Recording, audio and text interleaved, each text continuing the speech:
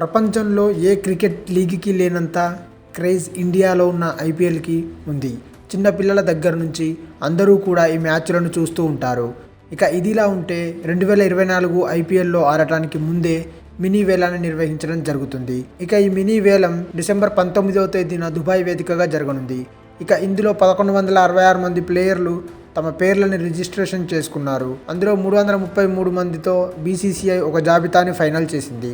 ఇక దాంతో IPL mini వేలం ఎక్కడ జరుగుతుంది, ఎప్పుడు జరుగుతుంది, ఒక ఫ్రాంచైజ్ ఎంతమంది ప్లేయర్లను తీసుకోవచ్చు, అలాగే ఒక టీం ఒక ప్లేయర్ మీద గరిష్టంగా ఎన్ని డబ్బులు పెట్టడానికి రెడీగా ఉంది అనే విషయాలను మనం ఇప్పుడు తెలుసుకునే ప్రయత్నం చేద్దాం.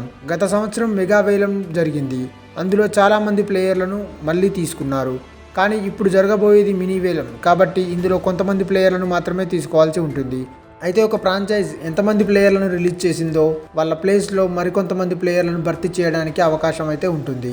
ఫ్రాంచైజీల దగ్గర ఉన్న డబ్బులను బట్టి వాళ్ళు ఎంతమంది ప్లేయర్లను తీసుకోవాలి అనేది వాళ్ళు నిర్ణయించుకోవాల్సి ఉంటుంది. ఇక ప్రతి ఫ్రాంచైజ్ దగ్గర పర్స్ వాల్యూ 100 కోట్లు ఉండగా ప్రస్తుతం టీంలో ఉన్న ప్లేయర్లకు చెల్లించగా మిగిలిన దాంట్లో మాత్రమే వాళ్ళ టీం తరపున కొత్త ప్లేయర్లను తీసుకోవాల్సి ఉంటుంది. ప్రస్తుతం ఉన్న ప్లేయర్లను కలుపుకొని మొత్తం 100 కోట్ల వరకు ఒక ఫ్రాంచైజ్ ఖర్చు చేయాల్సి ఉంటుంది.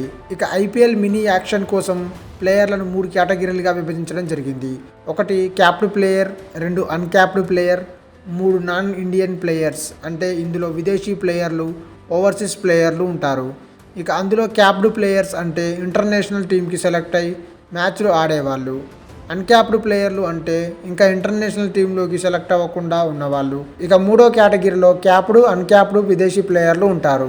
ఇక ఐపీఎల్లో ఎప్పటిలాగే ఆర్టీఎం రూల్ కూడా అమల్లో ఉందా అనే విషయం కూడా తెలియాల్సి ఉంది. ఆర్టీఎం అంటే రైట్ టు మ్యాచ్. దీని అర్థం ఏంటి అంటే గత సీజన్లో ఒక ఫ్రాంచైజీకి ఆడిన ప్లేయర్లు ఇప్పుడు బయటికి వచ్చి వేలంలో పాల్గొంటే ఆ ప్లేయర్ను వేరే ఫ్రాంచైజ్ కొనుగోలు చేస్తే ఆ కొనుగోలు చేసిన మొత్తాన్ని ఇంతకుముందు ఆ ఆటగాడు ఏ ఫ్రాంచైజీకి అయితే ఆడాడో ఆ ఫ్రాంచైజీ వాళ్ళు చెల్లించి ఆ ఆటగాడిని తీసుకోవచ్చు. ఇక ఇలాంటి రూల్ను ఉపయోగించి 2018వ సంవత్సరంలో చెన్నై డూప్లిసిస్ని తీసుకుంది. అలాగే ముంబై ఇండియన్స్ టీం కూడా పొలార్డ్ని కొనుగోలు చేసింది. ఇలా ఈ రూల్ ఉంటే కొన్ని జట్లకు మంచి మేలు జరిగే అవకాశం అయితే ఉంది. ఇక ఈ వేలంలో ఒక ఫ్రాంచైజ్ గరిష్టంగా 25 మందిని తీసుకోవచ్చు. అంటే వాళ్ళకున్న పర్స్ వాల్యూ 100 కోట్ల లోపు వస్తే 25 మందిని కూడా తీసుకోవచ్చు. ఇక అందులో 17 మంది ఇండియన్ ప్లేయర్లు ఉండాలి, 8 మంది విదేశీ ప్లేయర్లు ఉండాలి. ఇక ప్లేయర్ల బేస్ ప్రైజ్ అనేది వాళ్ళే నిర్ణయించుకుంటారు కాబట్టి కనిష్టంగా 20 లక్షల బేస్ ప్రైజ్ నిర్ణయించగా కొందరు 50 లక్షలు, మరికొందరు ₹1 2 కోట్ల వరకు కూడా బేస్ ప్రైజ్ని నిర్ణయించుకునే అవకాశం అయితే ఉంది. ఇక కనిష్టంగా అయితే 20 లక్షలు, గరిష్టంగా అయితే 2 కోట్ల వరకు బేస్ ప్రైజ్ను నిర్ణయించుకునే అవకాశం అయితే ఉంది. ఇక ఇదిలా ఉంటే ఈసారి యాక్షన్లో ఇంటర్నేషనల్ టీంకి ఆడిన 3 ఇండియన్ బౌలర్లు కూడా ఉండడం విశేషం.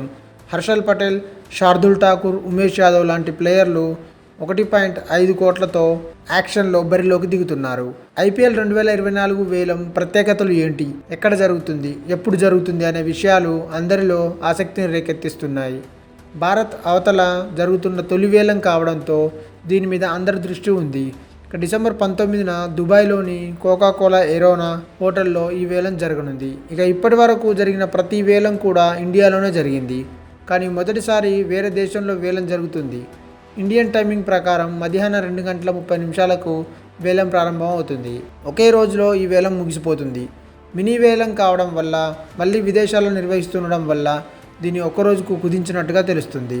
ఇక 2024 ఐపీఎల్ వేలాన్ని ఎక్కడ చూడవచ్చు అంటే స్టార్ స్పోర్ట్స్ కానీ, జియో సినిమాలో కానీ ప్రత్యక్షంగా చూడవచ్చు.